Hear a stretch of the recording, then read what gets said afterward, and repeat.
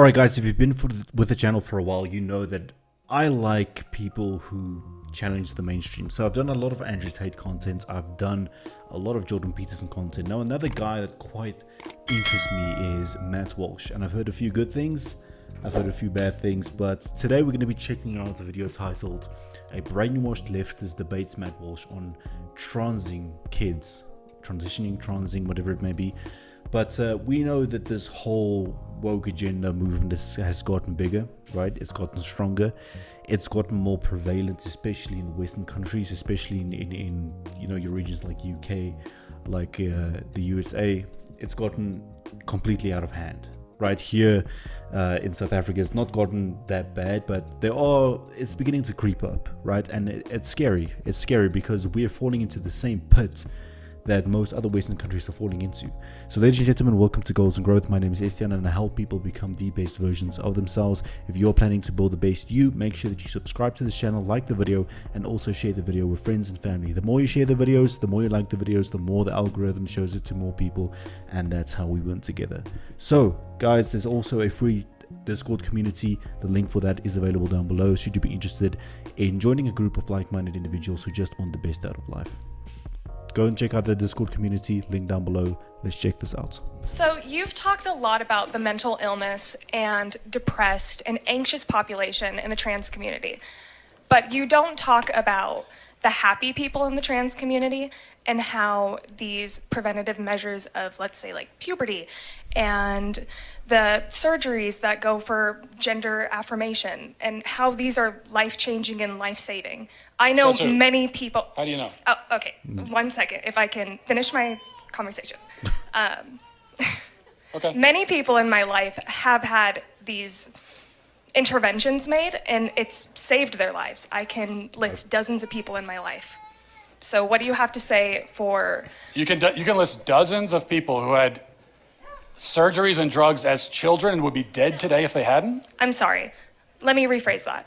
Dozens of people who have had interventions, including gender-affirming, let's say, therapies, hormones, surgeries, that have made their lives better. I'm not saying it didn't force them to commit suicide, but it made their lives better.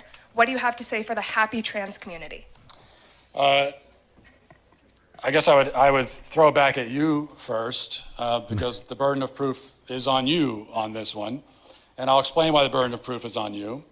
Because, as I went over in the talk, for thousands of years, human beings existed, and there was no such thing as trying to medically transition people into another gender. And as far as we know, there was no suicide epidemic because of it. Absolutely. And then in the last few years, people like yourself have come along and said, we desperately need to do this, or people will be in despair and they might kill themselves. So you are making a claim that contradicts common sense, science, biology, also the entire experience of the whole history of the human race. And so what that means is that the burden of proof is on you to support it. And so I'm going to ask you, what proof is there? Exactly. And this is, don't come so strongly with an argument without the facts, without the proof, because you are going to get obliterated like this. And if you really think about it, biologically, throughout history, as you said, we've been male and female. That's it. There was no transitioning. There was no mental problems because of the transitioning. There was no stigma because there was no transitioning. So, I mean, you got to think to yourself, in a society as judgmental as this one, you putting someone through that or you going through that yourself, sure, it's your choice, but there's always going to be stigma attached to you. Always. It's always going to be there. There's always people who are going to be bad-mouthing it, who are going to disrespect it. And sure, you could say to yourself, okay, I don't care about them. But if 100,000 people start to tell you that, oh, that's so stupid. Oh, why did you do that? You are going to feel bad about yourself at some point. So I understand completely what he's saying. What she's saying is that this transitioning made some people's lives better. It may be the case. But I think in the majority of cases, I think actually that there was more stigma attached to them after that transition. That's just me. You said that people need this stuff so they can live happier lives and potentially it'd be life-saving, you said even.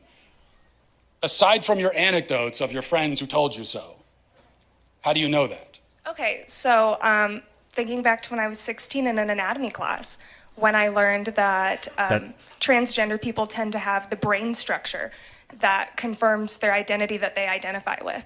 And you can look that up. That's a fact. I will look that up. Yeah, it's fact. I will look that up and I won't find it. Yeah. It's not a fact. Oh, It's not a fact. Should we all pull out Google really quick and look? Well, So you're saying a trans man has the brain of a woman? No. okay. I'm saying that a trans man who identifies as a man will tend to have similar brain structure Oh. that a cis man would. And where did you get that from? Look it up.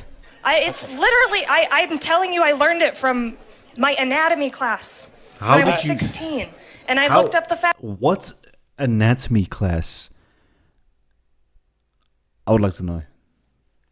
I would like to know to what school you went. I would like to know what went on in that anatomy class. Before I God. walked up here because I knew that you would ask. Okay. That's ridiculous.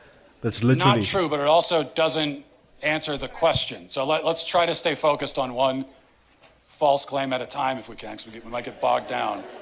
Okay. So you actually started by saying that blocking puberty, which is chemical castration of a child, Just one example, yeah. yeah, is life-saving. It can be. How do you know? Because there are children who have been suicidal that have had these interventions made. No, What children? How do you know? And how many children have had that done Me personally, and I then are still haven't met suicidal? children. Me personally, I haven't met enough trans children to answer that question. Okay. But that doesn't make any sense. Why would you want to stop? Why would you want to transition even before puberty? That's my question. How are you even allowing kids to do it at that age? How? I mean, listen. When we were kids, the thing that we worried most about was what got put in our lunchbox for school. That's what we worried about. Now we have children being able to make these decisions of transitioning before I mean, what has the world come to? I know You that are the making- research exists. You're making this statement, you're stating it as a fact in front of all these people. There must be a reason, there must be something that you encountered that led you to this rather radical conclusion that to save a child's life, you have to chemically castrate him. Not every child. No, sir. Okay, well, that is what you just said. The drugs we give to kids for puberty blockers, so-called puberty blockers, originally are cancer drugs used Yes. to treat prostate cancer. They're also used to chemically castrate sex offenders and child rapists. Now we give them to physically healthy kids. You're saying that we Makes sense. need to do that or they will die. And so one last time I'm going to ask you, what evidence do you have of that remarkable claim? I don't think I claimed that every child would benefit from that. Well, no, I didn't say you did. Okay, You well, said you- that no, puberty you blockers did, are. you did. You said puberty blockers are life-saving. What I evidence do said you have for that? they can be. So The how do you evidence know? is the encounters with patients who have had these procedures done, It's not and it has evidence. saved their, I don't want to say it That's saved their not- lives, but it has made their lives better. I can't confirm whether or not they're alive right this second. If you can't but confirm, there are don't say children it. that it has helped. So what do you have to say for the happy trans community who has benefited from these procedures? That's my I question guess what I for have you. to say is that your entire question is built on a whole stack of false premises that you It's built in- can't begin to even remotely defend. So it's a faulty question from the start. I reject your premise. I Yeah. absolutely reject that there are any kids who need to be chemically castrated in order to be happy. Okay, let's... I reject There that. we go. She got owned. But anyway, it's just ridiculous. You can't even have an argument over this.